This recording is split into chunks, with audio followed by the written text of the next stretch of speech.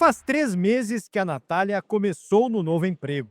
Ela nasceu com deficiência visual, só enxerga com um dos olhos. Quando você está trabalhando em um ambiente que é adaptado à sua deficiência, isso não tira nenhuma oportunidade sua.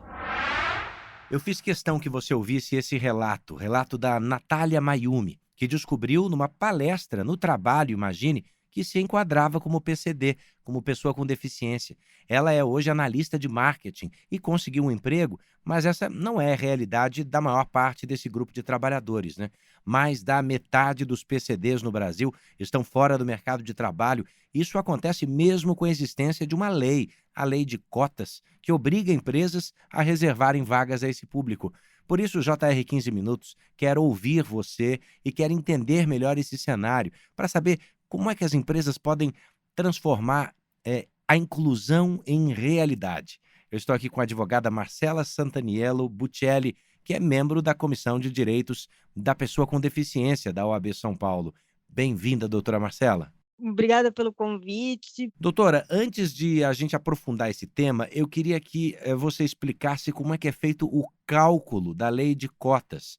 Como é que as vagas PCD devem ser distribuídas dentro de uma empresa, hein? Então, depende do número de funcionários, né, mas em geral, a gente conta como quando tem mais de 1.000 empregados, a gente tem que ter 5% das vagas, pra PCD. E fora isso, aí depois, quando tem menos empregados do que isso, vai diminuindo, né, conforme a lei de cotas. E a lei de cotas existe já o quê? Mais de 3 décadas, né? Só que tem uma pesquisa da Cato, que mostra que 57% das pessoas com deficiência, doutora, seguem desempregadas, 57%. O que é que explica esse alto índice de desemprego entre os PCDs? Então, o que eu acho é que o problema não é a lei de cotas, é a fiscalização da lei de cotas, né. Como, quando a empresa não cumpre a lei de cotas, ela paga uma multa e normalmente essa multa não é um valor alto para uma empresa de grande porte, às vezes ela segue pagando a multa e não contrata. Além do que, eu acho que também falta o viés social da lei, de explicar qual é a finalidade social dessa lei, porque a questão não é financeira, mas é social, de você empregar as pessoas com deficiências e elas estarem incluídas na sociedade. Quando a empresa entende a sua responsabilidade social perante a sociedade, também ela vai ser cumprida. Então eu acho que é tanto uma fiscalização, enquanto o ideal da responsabilidade social ainda não é atingido, e fora isso, o letramento, né, acho que muitas pautas como essa, ou pautas para poder que as empresas entendam a sua responsabilidade social e e a sua responsabilidade dentro da inclusão e da integração da pessoa com deficiência, porque dar um emprego não é só dar um emprego, é integrar a pessoa na sociedade, é ela se sentir ativa, ela se sentir participante, ela sentir que tem um poder dentro da empresa, dentro da sociedade, enfim, estar inserida no mercado de trabalho e na vida social.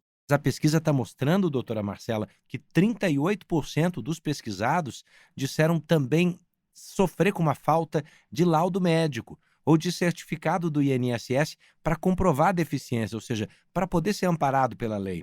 Qual é o impacto dessa burocracia, na sua opinião, no acesso ao mercado de trabalho? Alguma forma de simplificar esse processo? Então, algumas pessoas ainda não têm, diagnóstico, né, elas não vão buscar um laudo médico, às vezes elas têm receio, algumas não sabem, ainda existem assim, acho que existem várias camadas aqui dentro, né.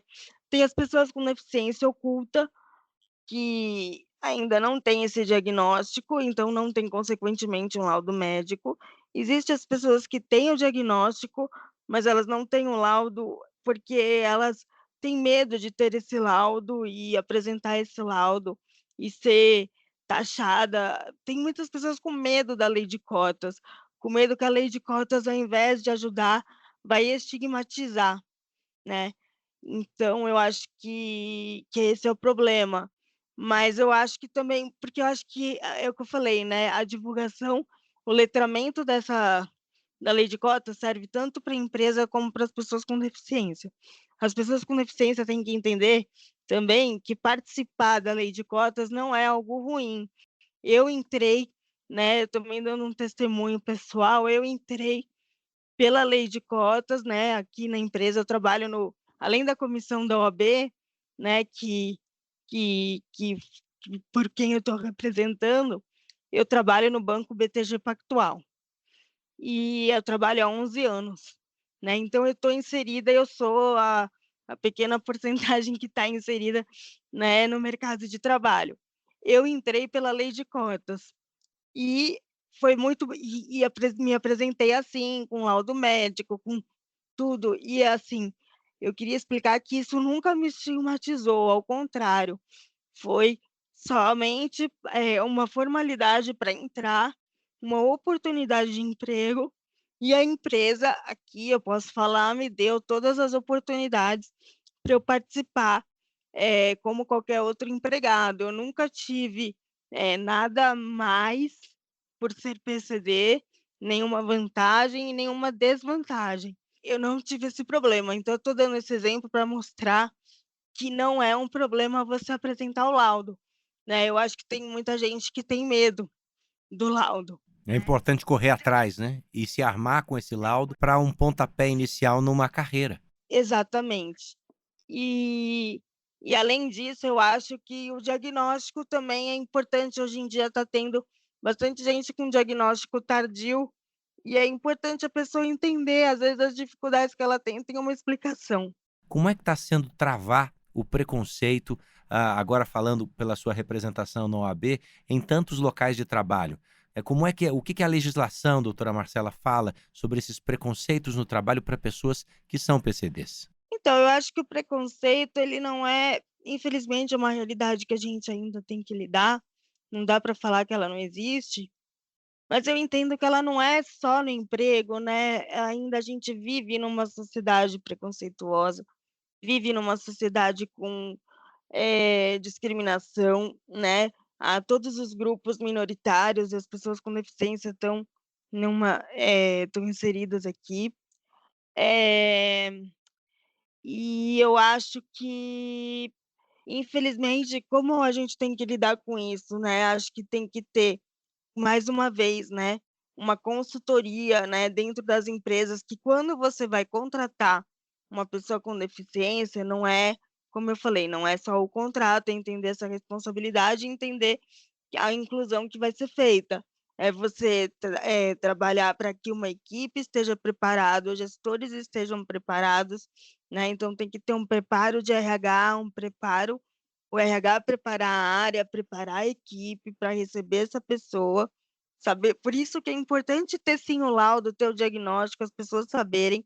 Claro que não é uma exposição, a forma de fazer isso tem que ser de uma forma sutil e delicada, mas eu acho importante as pessoas da equipe saberem que vão receber uma pessoa com deficiência, né, e como lidar com ela. E o dia a dia, e não vai ser só um preparo inicial, né, o preparo inicial é importante, a chegada e o acolhimento é essencial, eu tive isso, eu acho que isso fez toda a diferença, né. Mas eu acho que o dia a dia, né, depois ao longo do tempo vai aparecendo, e aí eu acho que é lidar a gente tem que lidar, saber que vai lidar com esse tipo de coisa, porque como eu falei, não é só no trabalho. E aí, assim, se você notar uma situação muito grave de preconceito, claro que tem que usar os canais que a empresa em que você trabalha tem para isso, mas antes disso, eu acho que são pequenas coisas do dia a dia para mostrar para as pessoas onde está o erro. Eu acho que uma conversa, né, eu sempre acho que o diálogo e a abertura, por isso que eu falei, se a equipe está preparada para receber uma pessoa com deficiência, ela vai pelo menos perguntar, ou quando a pessoa com deficiência se sentir algum tipo de situação, vai compartilhar pelo menos com algum colega, né, então eu como eu falei, se for algo grave, usar os canais, é que tem direito.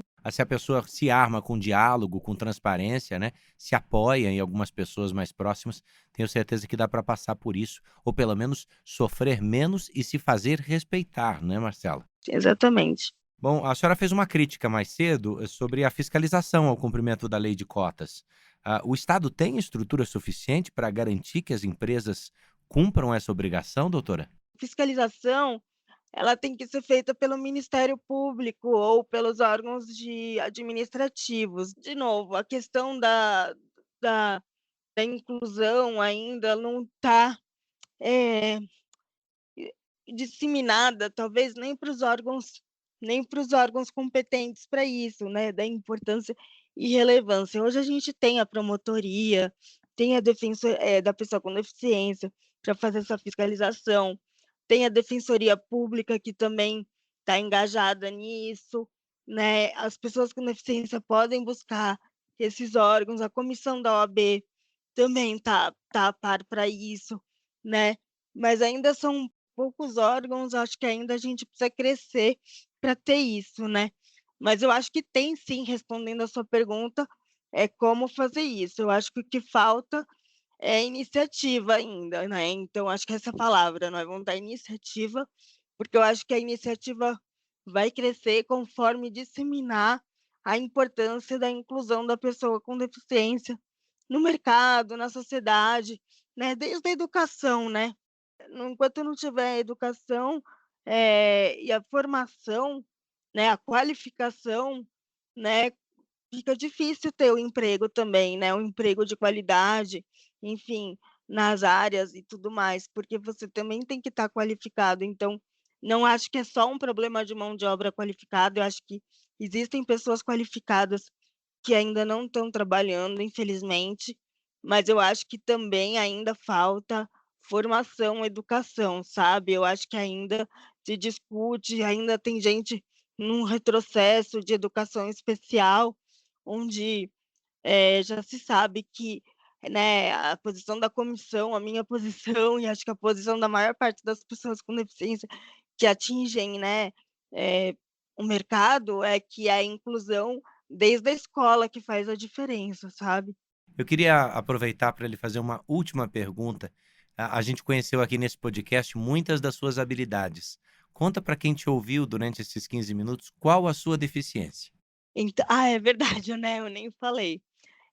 Eu tenho paralisia cerebral, e aí, portanto, por decorrente a isso, eu tenho questões motoras, né, então eu também não ando, eu sou cadeirante, uso cadeira motorizada, tenho um problema no membro superior esquerdo, e algumas questões neurológicas espalhadas menores, mas assim, meu grande foco é isso, eu não consigo andar, então eu uso a cadeira de roda, e com movimento involuntário, eu estou falando isso porque é importante ressaltar que eu faço tudo com uma mão, com a mão direita, e é isso, e eu uso a cadeira Uau!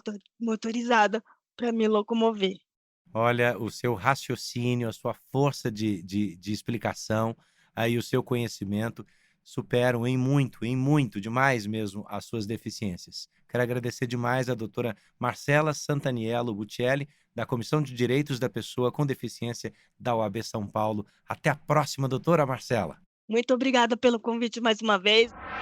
Esse foi o podcast JR 15 Minutos, que tem a produção do David Bezerra, das estagiárias Amanda Fusita, Bárbara Maiato e Yasmin Logrado. A sonoplastia é de Diego Marcondes. Coordenação de conteúdo, Deni Almeida. Direção editorial, Tiago Contreira. Vice-presidência de jornalismo, Antônio Guerreiro.